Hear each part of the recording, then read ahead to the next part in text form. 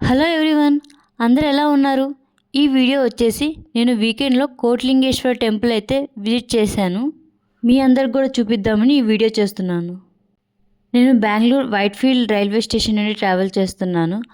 ఆ రోజు బెంగళూరు వెదర్ అయితే చాలా చల్లగా ఉంది. సో ట్రైన్ రావడానికి కొంచెం టైం ఉంటే ఆలోపు ఒక కాఫీ అయితే తీసేసుకున్నాను. ట్రైన్లో బంగారుపేట వరకు వెళ్ళి అక్కడి నుంచి గుడికి బస్సులో అయితే వెళ్ళాలి. మనకి బంగారుపేట రైల్వే స్టేషన్ నుండి బస్ స్టాండ్ జస్ట్ 200 మీటర్స్ ఉంటుందంతే. ఇక్కడ డైరెక్ట్ కోట్లింగేశ్వర టెంపుల్కి అయితే ఫ్రీక్వెంట్గా బస్సెస్ తిరుగుతుంటాయి. ఇక్కడ నుంచి ఒక హాఫ్ అన్ అవర్లో అయితే మనకి టెంపుల్ వచ్చేస్తుంది. జస్ట్ టెంపుల్ ముందే బస్ అయితే స్టాప్ చేస్తుంది. ఇది వచ్చి మనకి ఎంట్రీ పాయింట్. అండ్ ప్రైవేట్ వెహికల్స్లో వచ్చే వాళ్ళకి పార్కింగ్ ప్లేస్ కూడా ఇక్కడ అవైలబిలిటీ ఉంది. ఎంట్రీ టు టెంపుల్ దారి మధ్యలో మనకి పూజకు కావాల్సిన అన్నీ అమ్ముతుంటారు. నేనైతే దీపం వెలిగిద్దామని 2 దీపాలు అయితే తీసుకున్నాను. 100 రూపీస్ చెప్పారు. అండ్ ఎంట్రీ టికెట్ వచ్చేసి దీనికి 20 రూపీస్. ఈ టెంపుల్ వచ్చేసి మనకి కర్ణాటక కోలార్ డిస్టిక్లో కేజీఎఫ్ దగ్గర కమ్మసంద్ర అనే విలేజ్లో అయితే ఉంది. From Bengaluru to 100 kilometres, almost 1.5 to 2 hours journey ఉంటుంది. లోపల మనకి 11 చిన్న చిన్న దేవుడు ఆలయాలు అయితే కూడా ఉంటాయి.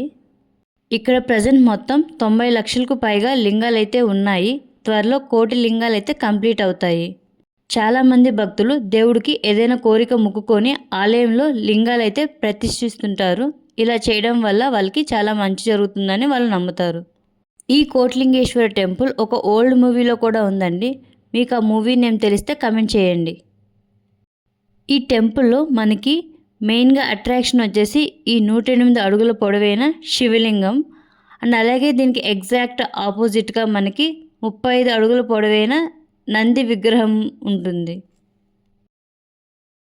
వీటి చుట్టూ ఒక 15 acresలో లక్షల సంఖ్యలో అయితే చిన్న చిన్న శివలింగాలు అయితే ఉన్నాయి. ఈ పెద్ద శివలింగం ముందైతే అందరూ దీపాలు వెలిగించవచ్చు. నేనైతే ఇక్కడ దీపాలు వెలిగించేశాను. బెంగళూరులో ఉన్న వాళ్ళు ఒక్కసారైనా ఈ ప్లేస్ అయితే విజిట్ చేయండి, చాలా బాగుంటుంది. నేనైతే ఈ టెంపుల్ని సాటర్డే విజిట్ చేశాను. మామూలుగా అయితే రష్ ఉంటుంది, కానీ ఆ రోజైతే అంత పెద్దగా రష్ ఏం లేదు.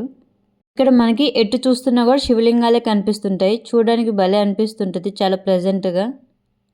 ఇది వచ్చేసి అక్కడ ఇంకో పెద్ద శివలింగం. దీని చుట్టూ మనకి చిన్న చిన్న దేవుళ్ళ విగ్రహాలు అయితే ఉన్నాయి.